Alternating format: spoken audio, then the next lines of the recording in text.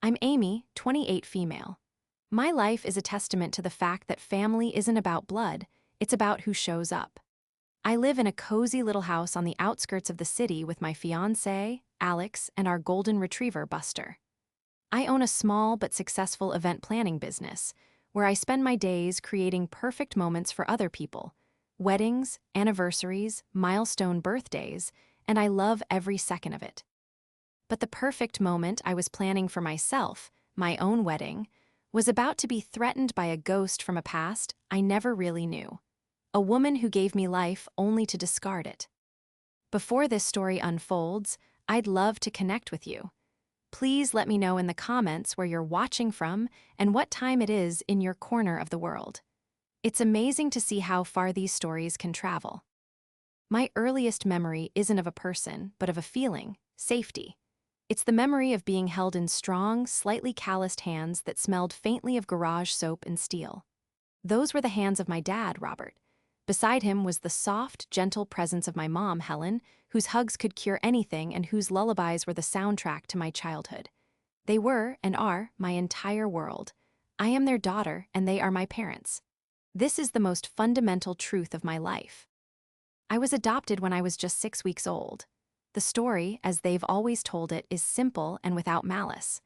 A very young woman had given birth to me, realized she couldn't care for me, and made the difficult choice to put me up for a closed adoption. Robert and Helen, who had struggled for years to have a child of their own, were chosen. They've never treated it like some grand rescue mission. To them, it was just the day their daughter finally came home. Growing up, my life was beautifully, wonderfully normal. Dad was a mechanic who owned his own garage. He taught me how to change a tire before I could properly ride a bike and how the hum of a well-tuned engine was a kind of music. Mom was a pediatric nurse, a profession that perfectly suited her boundless compassion. Our home was filled with the smell of Mom's baking and the sound of Dad's classic rock records. They never hid the fact that I was adopted. It was just another part of my story, like my brown hair or my unfortunate inability to keep a plant alive. When other kids at school would ask about it, I'd just shrug and say, my parents couldn't have a baby in their tummy, so they had one in their hearts instead. It was a line my mom gave me, and it always worked. The topic of my biological mother rarely came up. I knew the file was sealed. I knew her first name was Catherine, and she was 17 when she had me. That was it. For a long time, that was enough. My parents offered to help me search for her when I turned 18, a milestone that often triggers a need for answers in adoptees. I remember sitting with them at the kitchen table, a slice of my birthday cake between us. If you want to know, sweetheart, Mom said, her hand covering mine, we'll be right here with you every step of the way. I thought about it for a week. I wondered what she was like, if I had her eyes or her smile. But then I looked at my life. I had a father who drove 2 hours in the snow to help me when my first car broke down at college. I had a mother who sent me care packages filled with cookies and handwritten notes. I had a complete, whole, loving family. Searching for a stranger felt like trying to fix something that wasn't broken. It felt like a betrayal of the two people who had given me everything. So I said no. I chose the family I knew, the love that was real and present. Life moved on. I graduated college, stumbled through a few uninspiring jobs, and then found my calling as an event planner. It was the perfect fit for my detail-oriented brain and my desire to create happiness. That's also how I met Alex. He was the best man at a wedding I was coordinating. He spent the entire night helping me with minor crises, a broken heel, a missing floral arrangement, with a calm smile and an easygoing charm that I found myself drawn to. He was a physical therapist, someone whose job was literally to help people heal and get stronger. It felt fitting. Our relationship was easy. It was built on laughter, mutual respect, and a shared love for bad sci-fi movies. He knew my story, and he loved my parents as if they were his own. When he proposed a year ago, on the same park bench where we had our first date, there wasn't a moment of hesitation. He got down on one knee, and before he could even finish his speech, I was pulling him up to kiss him. We immediately called my parents, their joyous screams nearly breaking the speaker on my phone. Planning our own wedding was a dream. For once, I was both the planner and the client. Alex was happily involved, offering opinions on cake flavors and music choices, but he trusted my vision completely. We chose a beautiful, rusty, barn venue for the fall. The guest list was intimate, filled with the people who had genuinely shaped our lives. And the most important detail, the one I had dreamed of since I was a little girl, was settled without a single word needing to be spoken. My dad, Robert, would be the one to walk me down the aisle. The thought of his steady arm linked with mine, of him placing my hand in Alex's, brought tears to my eyes every time I pictured it. He was the man who raised me, who taught me the meaning of unconditional love. There was no one else in the world who had earned that right. My life was perfect. It was a life I had been given by two wonderful people, a life built on a foundation of pure, unwavering love. I had everything I could ever want and was about to marry the man of my dreams. The past was a closed book, a single page with a single name, and I had no intention of ever turning back to it. The wedding preparations were in full swing. It was a Tuesday afternoon, about 2 months before the big day. I was working from my home office, which was a controlled chaos of fabric swatches, seating charts, and vendor contracts. Alex was at work, and the house was quiet except for the gentle snores of Buster, who was asleep under my desk. The doorbell rang, a sharp, unexpected chime that made me jump. I wasn't expecting any deliveries. I peered through the peephole and saw a woman I didn't recognize. She was impeccably dressed in a stylish cream-colored pantsuit, her blonde hair perfectly coiffed. She looked to be in her late 40s, with a polished, confident air about her. She held a large, expensive-looking handbag and had a smile that seemed both warm and practiced. My first thought was that she was a potential client who had got my home address by mistake. I opened the door a crack. "Can I help you?" The woman's smile widened. Her eyes, a shade of blue I'd only ever seen in the mirror, scanned my face with an unnerving intensity. "Amy, is that you?" I was taken aback. "Yes, I'm sorry, have we met?" She let out a soft, airy laugh. "Not formally, my name is Catherine." The name hit me like a physical blow. Catherine, the single word from the closed file, the name of the 17-year-old girl who had given me away.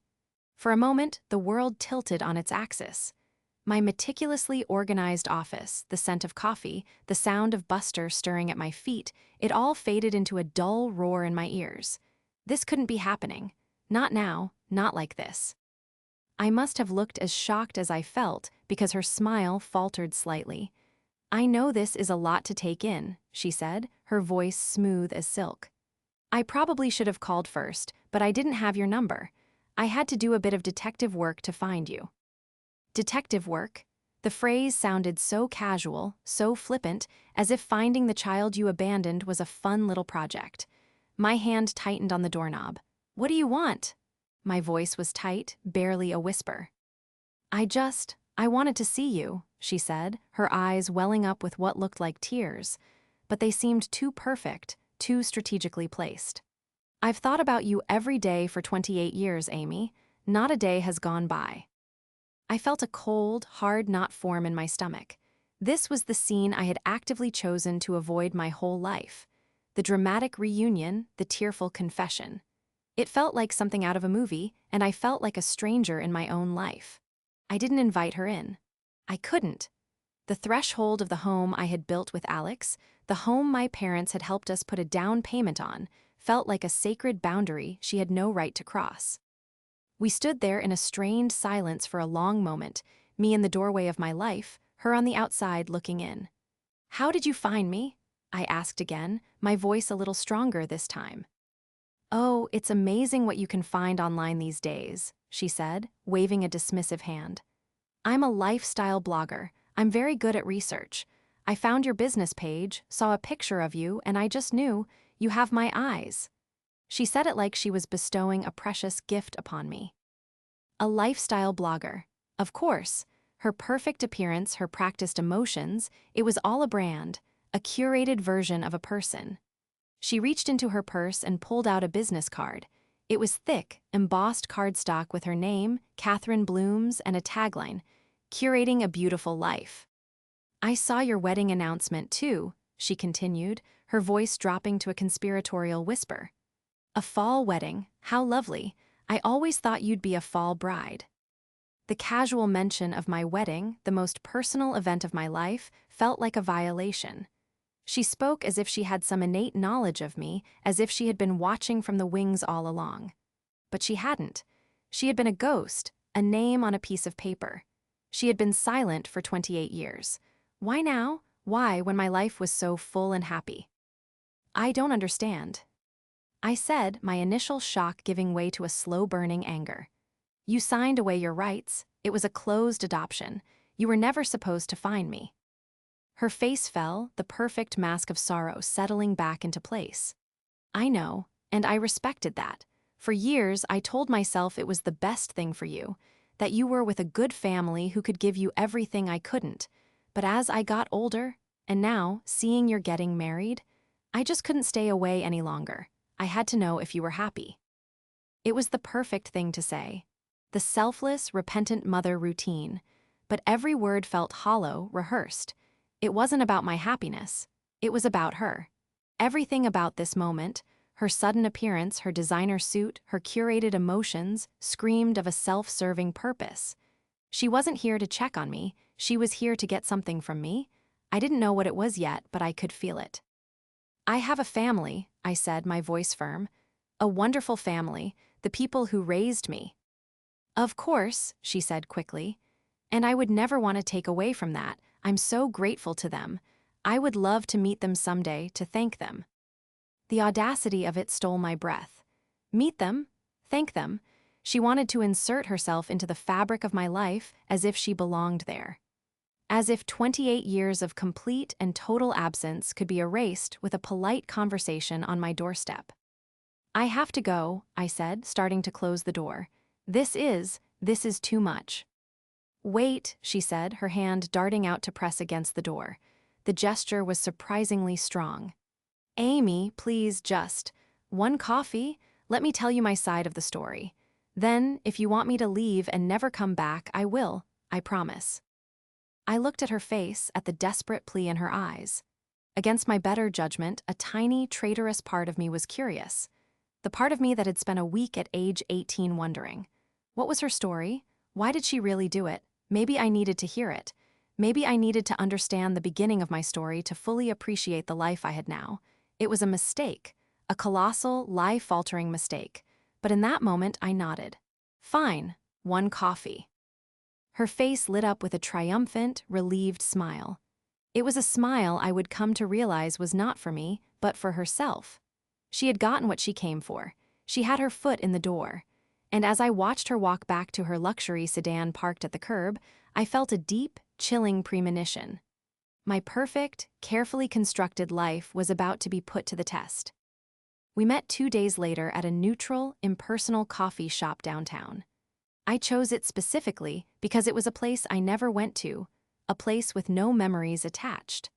I arrived first, choosing a small table in the corner that offered a clear view of the entrance, but also a quick path to the exit. I felt like I was preparing for a hostile business negotiation, not a reunion with my biological mother.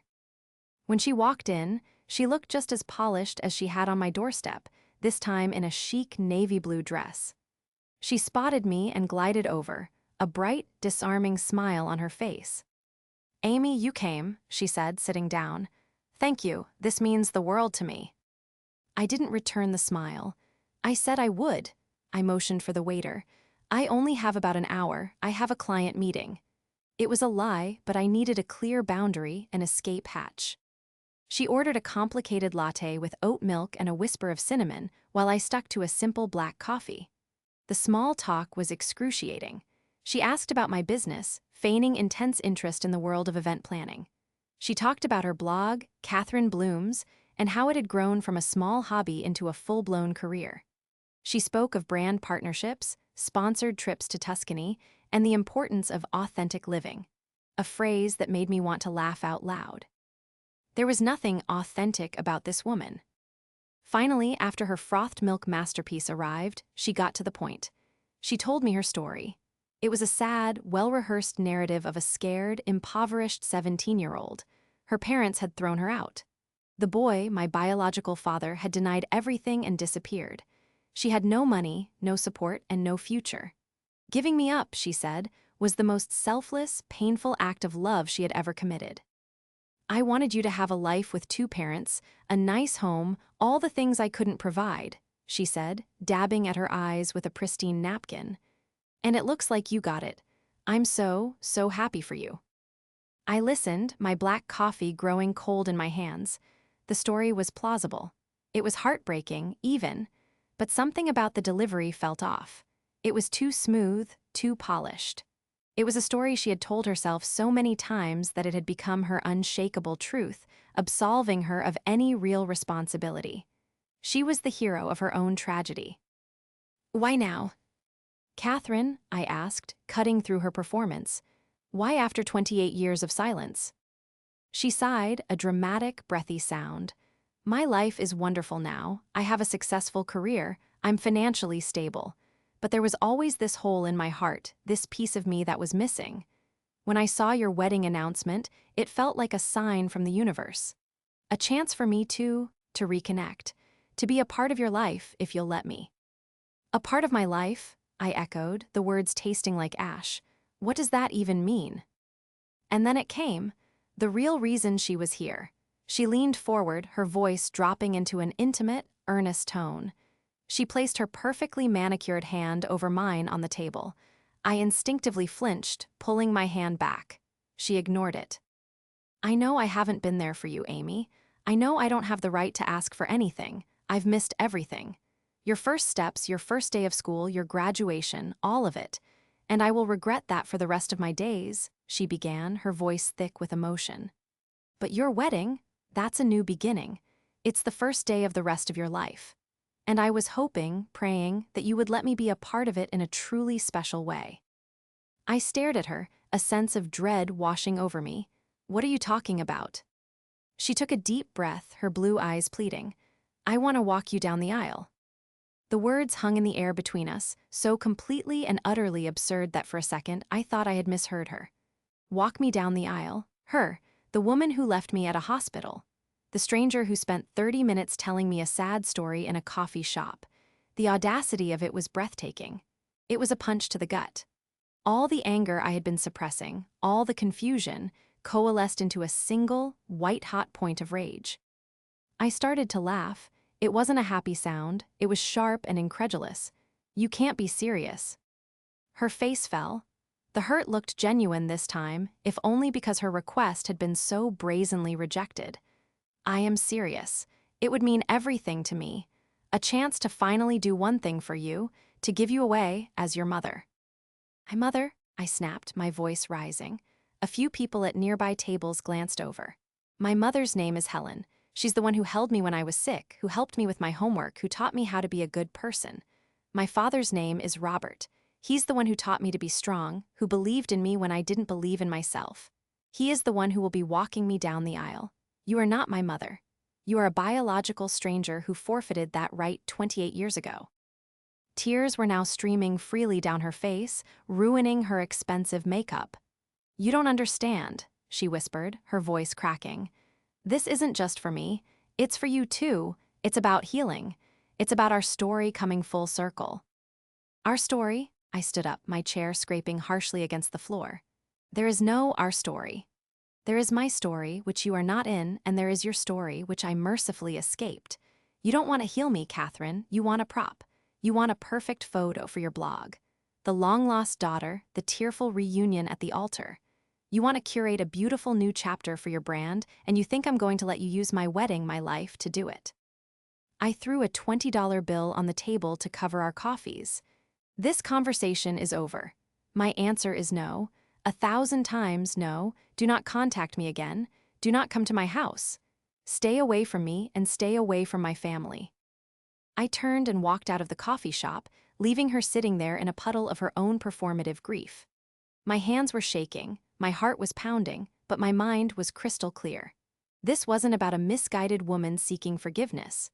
This was about a narcissist trying to hijack the most important day of my life for her own selfish gain. The line had been drawn. but I had a sinking feeling that Catherine wasn't the kind of person who respected boundaries. This wasn't over. Not by a long shot. The rage carried me all the way home. I slammed the door behind me, pacing the length of our living room, replaying the conversation over and over in my head. The sheer, unmitigated gall. It was like a stranger asking to be the main character in your life story.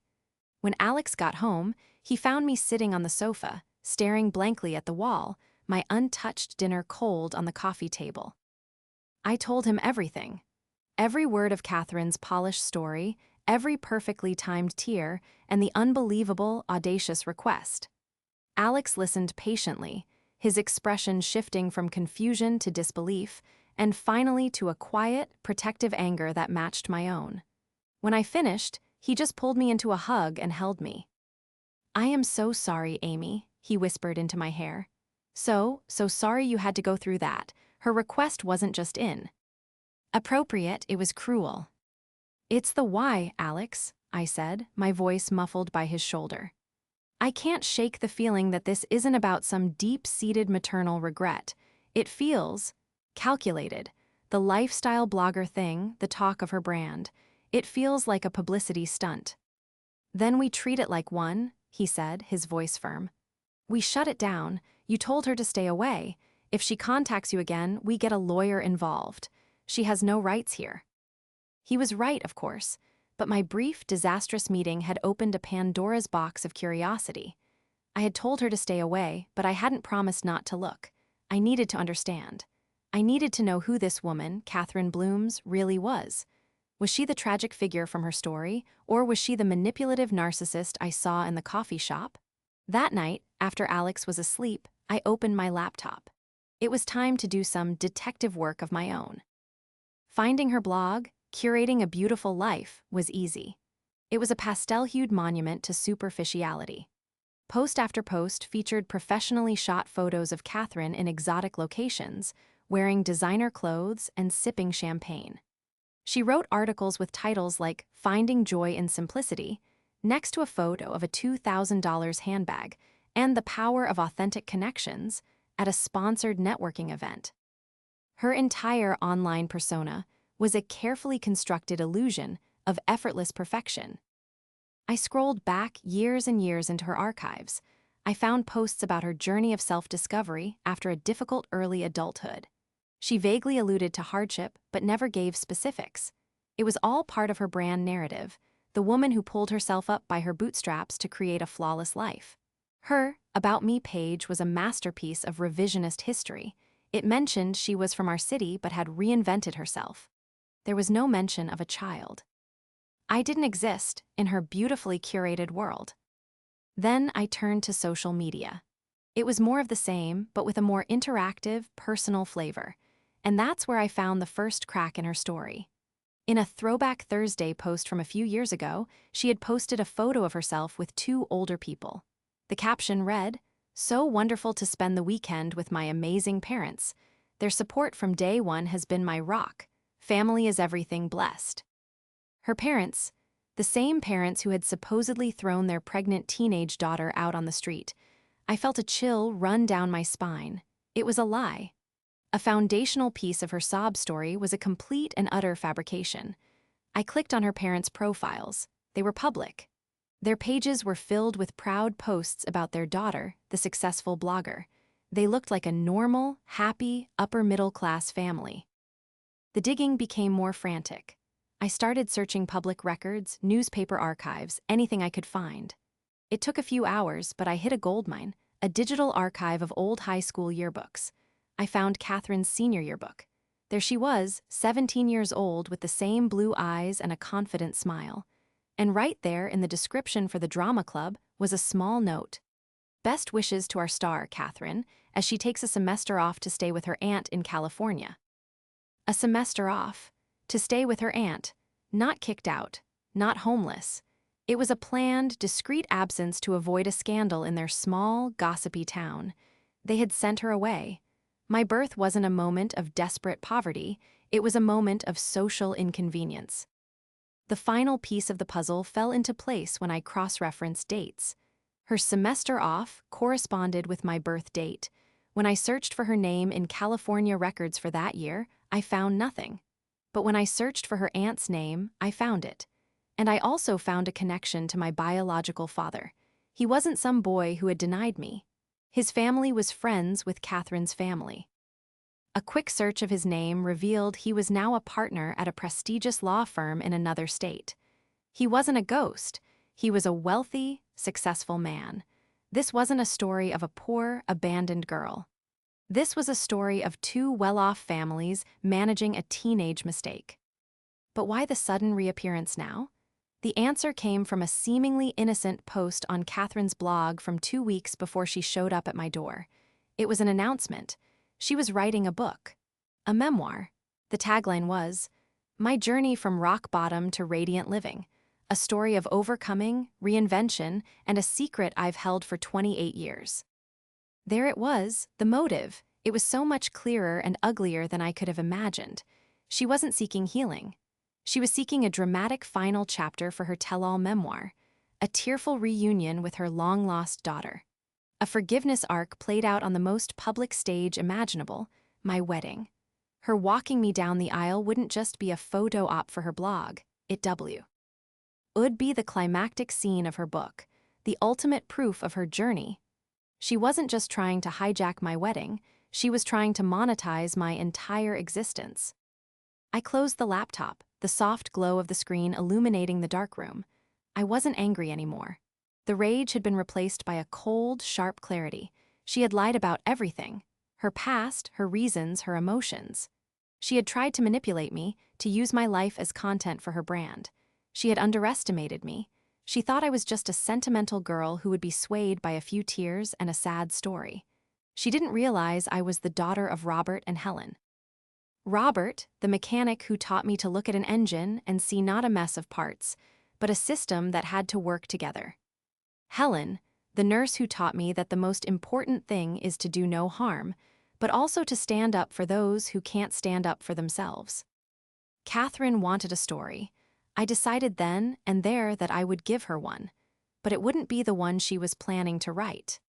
The next morning, I felt a strange sense of calm. The mystery was solved, the enemy's motives laid bare. Now it was a matter of strategy. I laid out everything I had found for Alex, showing him the yearbook photo, the parents' social media pages, the announcement for her memoir. He was quiet for a long time, his jaw tight. "She's not just a narcissist, Amy," he finally said. "She's a predator. She's hunting for a story, and you're the prize." "I know," I replied, sipping my coffee. And for a moment, I considered just getting a lawyer to send a cease and desist letter, to just make her disappear from my life for good. "That's a perfectly reasonable option," Alex said, his hand finding mine across the table. "You don't owe her a confrontation. You don't owe her anything." "I know I don't," I said, "but a letter feels too quiet. It lets her control the narrative. She'll twist it into a story of the troubled adoptee who rejected her birth mother's loving advances. She'll still write her book and she'll still be the hero. Her followers will send her sympathy and her publisher will love the drama. No, a quiet retreat isn't justice. She came to me seeking a public spectacle for her own gain. I think she deserves one." A slow smile spread across Alex's face. "What are you thinking?" "I'm an event planner," I said, a spark of an idea taking shape. "My entire job is managing expectations and creating memorable moments. I think it's time I planned an event Catherine will never forget." The first part of the plan was simple: silence. Catherine, as I predicted, did not respect my request to be left alone. A few days after our coffee shop disaster, the emails started. They were long, rambling monologues filled with flowery prose about mothers and daughters, destiny, and second chances. She wrote about the unbreakable bond she felt with me. Each email was a masterclass in emotional manipulation. I read each one, saved it to a folder, and didn't reply. Then came the text messages, more frantic and pleading. "Amy, please just talk to me. I know you're angry, but don't shut me out. I've bought my dress for the wedding. It's a beautiful shade of blue to match your eyes." That last one almost made me throw my phone across the room. She had bought a dress. The sheer, delusional arrogance was stunning. I saved the text and continued my silence. The next step was to set the stage. Our rehearsal dinner was planned for the private dining room of a beautiful old restaurant, the kind of place with dark wood, soft lighting, and an air of intimate elegance. 50 of our closest friends and family would be there, the people who truly mattered. It was the perfect venue. It was contained, private, and filled with my people. It was my home turf. I spent the next few weeks meticulously preparing. It felt like planning a corporate takedown, not a wedding event. I gathered my evidence, screenshots of her blog, her parents' social media, the yearbook page, the memoir announcement. I compiled it all into a crisp, undeniable timeline of her deceit. The most difficult part of the plan was telling my parents. I dreaded causing them any pain or making them feel like their place in my life was ever in question. I invited them over for dinner one night, my heart heavy with anxiety. I sat them down in the living room, with Alex by my side for support, and I told them everything. I told them about Catherine's arrival, her lies, her audacious request, and what I had discovered about her true motives. My mom, Helen, listened with tears in her eyes, but they weren't tears of insecurity. They were tears of anger on my behalf. My dad, Robert, was silent, his face like stone. When I finished, he reached out and took my hand in his calloused, gentle one. "That woman has no idea who she's dealing with," he said, his voice a low rumble. "She's not dealing with a scared little girl. She's dealing with our daughter." "So you're not upset?" I asked tentatively. My mom laughed through her tears, a sound of pure strength. "Upset? Sweetheart, we're furious for you, but we are not and will never be threatened by her. Our family is built on decades of love, not on a biological accident. You are our daughter. That is not up for debate." She then looked at me, a fierce pride in her eyes. "So, you tell us what you need. We are with you. Whatever you decide to do, we are your backup." Their unwavering support was the final piece of armor I needed. My plan, which had felt so audacious, now felt necessary. It felt right. The final step was to bait the trap. 1 week before the wedding, after weeks of ignoring her, I finally responded to one of Catherine's desperate emails. My reply was short and deliberately ambiguous. "Catherine, you've given me a lot to think about. I've been overwhelmed with wedding planning, and I haven't been fair to you. Perhaps we can talk. My fiancé and I would like to invite you to our rehearsal dinner. It's a chance for you to meet the important people in my life and for us to discuss your role. It's at the Old Mill restaurant next Friday at 7 p.m. I've told the host you're on the guest list." "Amy."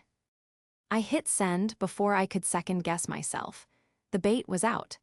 I knew her ego, her desperate need for that storybook ending, would never allow her to refuse. She would see it as her victory, her final triumph of manipulation. She would walk into that dinner expecting a tearful reconciliation and an invitation to take my father's place. She would be dressed for her big scene, ready for her close-up. And I would be there, with my family, my real family, ready to give her my final answer. The tables were set, the guests were invited, and the script was written. All that was left was for the guest of honor to make her entrance. The rehearsal dinner was buzzing with a happy, infectious energy. The room was filled with the warm glow of candlelight and the laughter of our closest friends and family.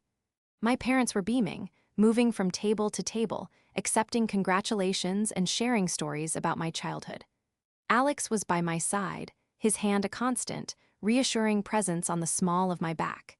To anyone looking in, it was the perfect picture of pre-wedding bliss. But beneath my smile, my heart was hammering against my ribs. I kept glancing at the door, waiting. At exactly 7:15, she arrived. Catherine made an entrance like a movie star on a red carpet. She was wearing the blue dress she'd texted me about, an elegant, ridiculously expensive-looking silk number. Her hair and makeup were flawless. She paused in the doorway, scanning the room with a practiced, charming smile, expecting all eyes to turn to her. She was a performer, and this was her stage. I had given the host a heads up. "A guest named Catherine Blooms will be arriving. Please show her to the empty seat at the head table." The head table was a long, rectangular table at the front of the room. It seated me, Alex, my parents Robert and Helen, and Alex's parents. And right at the very end, next to my father, was a single, empty chair. The seat of honor, or so she would think. As the host led her through the room, a few people glanced up, their curiosity piqued by the glamorous latecomer. Catherine's smile widened as she was led towards us. She saw the seat, and I could see the flash of triumph in her eyes. This was it. The moment she had been working towards. She thought she had won. She reached the table and gave a little wave. "Amy, Alex, so sorry I'm a little late. The traffic was just dreadful." She nodded politely at my parents. "You must be the family that raised her. It's a pleasure to finally meet you." My mother, Helen, a retired pediatric nurse who has seen and heard everything, gave her a smile that was pure ice. "Hello, Catherine." My father, Robert, the mechanic whose handshake could crush walnuts, simply nodded, his eyes hard. Catherine sat down, placing her designer clutch on the table. She launched into a charming, airy monologue about how beautiful the venue was and how excited she was for the wedding. She was performing for the entire table, for the entire room. She was laying the groundwork for her big moment. I let her talk. I let her dig her own grave with every false, honey-coated word. After the main course was served, my dad stood up, tapping his glass with a fork. It was time for the traditional toasts. He gave a beautiful, heartfelt speech about me, about watching me grow up, about how proud he was of the woman I had become, and how happy he was to welcome Alex into our family. When he finished by saying how honored he would be to walk me down the aisle, he looked directly at Catherine for a fraction of a second. She flinched, but her smile remained plastered on her face. Then Alex's father gave a toast, then my maid of honor. Finally, I stood up, my own glass in hand. I had everyone. "Ease attention. Thank you all so much for being here," I began, my voice steady.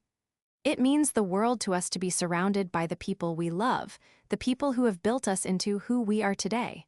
Family is so important, and Alex and I are so lucky to have the family that we do." I paused, letting my eyes sweep the room before they landed on Catherine. Her smile was radiant. She thought this was her cue. "And speaking of family," I continued, my voice becoming cooler, more precise, "I'd like to make a special toast. To a guest who joined us tonight, many of you don't know her. Her name is Catherine Blooms." A polite, confused murmur went through the room. "Catherine is my biological mother," I said plainly. The murmuring stopped. The room went dead silent. You could have heard a pin drop. All eyes were on our table. She came back into my life a few weeks ago after 28 years of silence. She told me a heartbreaking story about being a scared, homeless teenager who gave me up in an act of selfless love. A story about her parents throwing her out. A story that I have discovered was a complete lie. Catherine's face went white. The smile evaporated. I picked up a small remote from the table. On the wall behind me was a large, tastefully hidden projector screen we were supposed to use for a photo slideshow. I pressed a button. The screen lit up with the first slide, a screenshot of Catherine's blog post about her memoir. "You see," I said, my voice ringing through the silent room, "Catherine is an author. She's writing a memoir about her journey." And she needed a grand finale. She came to me with an interesting proposition. She asked to walk me down the aisle tomorrow. A collective gasp went through the room. My friends and family stared at her, their expressions shifting from confusion to disgust. I clicked to the next slide. It was the picture of her with her parents, the caption, "Family is everything," glowing beneath it. This is Catherine with the parents who she claimed threw her out on the street. They look quite supportive, don't they? Click, the next slide, her yearbook photo. And this is from her senior yearbook, announcing her semester off in California to hide her pregnancy from her friends. Not quite the homeless, tragic story she's been selling. Catherine looked like a trapped animal. Her face was a mask of horror and fury. She started to stand up. "How dare you?" she hissed. "No," my father's voice boomed from beside her, low and dangerous. "You sit. You listen, she's not finished." He didn't touch her, but his presence was so intimidating that she sank back into her chair. "Catherine didn't want a daughter," I said, my voice resonating with cold, hard truth. She wanted a prop. She wanted to use my wedding, the happiest day of my life, as a chapter in her book. She wanted to turn my love for Alex, my love for my family, into content for her brand. She wanted to monetize my life. I turned to face her fully. The room, the guests, they all faded away. It was just me and her. So, Catherine, here is my final answer. The answer you came here for tonight. You asked to have a role in my wedding. You will. Your role is to be an example of what a mother is not, an example of what family is not. You will not walk me down the aisle. You will not be at my wedding. The only thing you will get from me is this story, the true story, and I hope you put it in your book. I raised my glass. So, a toast to the truth and to the real family in this room, the family I chose and who chose me every single day. Thank you. I took a sip of my champagne. The room erupted in applause, not polite applause. It was a roar of support, of love, of solidarity. Catherine stood up, her face contorted with a rage so ugly it completely erased her curated beauty. She grabbed her purse, shot me a look of pure hatred, and stormed out of the restaurant without a single word. The door slammed shut behind her, and the performance was finally over. The moment the door slammed behind Catherine, a profound silence fell over the room for a second, and then it was broken by my mom, Helen, who walked over and wrapped me in the tightest hug I have ever felt. "I am so proud of you," she whispered, and I felt all the tension, all the stress of the past few weeks, finally release in a long, shaky breath. One by one, our friends and family came up to me, not with pity, but with respect and love. They hugged me, they told me I was strong, and they reiterated what I already knew. They were my family, and they had my back. The rest of the dinner was a true celebration. The dark cloud that Catherine had cast over my happiness was gone, banished by the bright, clear light of truth. We laughed, we shared stories, and we toasted to the future. My dad, Robert, pulled me aside at one point, his eyes suspiciously shiny. "I always knew you were tough," he said, his voice thick with emotion. "But I've nev been prouder to call you my daughter than I am tonight." Coming from my stoic, reserved father, it was the highest praise imaginable. The next day, my wedding day, was perfect. It was a crisp, beautiful autumn afternoon. The sun streamed through the windows of the barn, illuminating the rustic decorations and the smiling faces of our guests. There was no drama, no tension, no lingering shadow of Catherine's manipulative games. There was only joy. As I stood in my dress, ready to walk down the aisle, my dad came to my side. He looked so handsome in his suit. He took my arm, his grip firm and steady, just as it had been my whole life. "Ready, kiddo?" he asked, his voice soft. "More than ready," I said, smiling up at him. Walking down that aisle, on the arm of the only man who had ever been a father to me, was the most powerful moment of my life. I saw Alex waiting for me at the altar, his eyes filled with so much love and admiration it took my breath away. I saw my mom in the front row, openly weeping with happiness. I saw the faces of the people who had shaped me, supported me, and loved me unconditionally. This was my life. This was my family. Catherine hadn't just failed to hijack it. She had inadvertently made me appreciate it on a level I never had before. Life after the wedding settled into a beautiful, happy rhythm. Alex and I enjoyed our honeymoon and came back ready to start our life as a married couple. We heard through the grapevine that Catherine's memoir was postponed indefinitely. Her publisher, it seemed, wasn't interested in a story where the heroic protagonist was exposed as a manipulative fraud at a public dinner. Her blog went quiet for a few months, and when it returned, the tone was subdued. The brand of Catherine Blooms was tarnished. She got her story, but it was one of public humiliation, not triumphant reunion. I never heard from her directly again. About a year after the wedding, I did something I never thought I would do. I unsealed my adoption records, not because I was searching for a connection to Catherine, but because I wanted to see the full story for myself, without her lies. I wanted to know the name of my biological father, the man who was complicit in the secret. The file confirmed everything I had uncovered. It was a story of two wealthy families quietly and efficiently handling an inconvenience. There was no love, no tragedy, just logistics. Closing that file for the last time felt like closing a chapter I had never wanted to read in the first place. It had no power over me anymore. My life is full. My event planning business is thriving. My marriage to Alex is stronger and happier than I could have dreamed.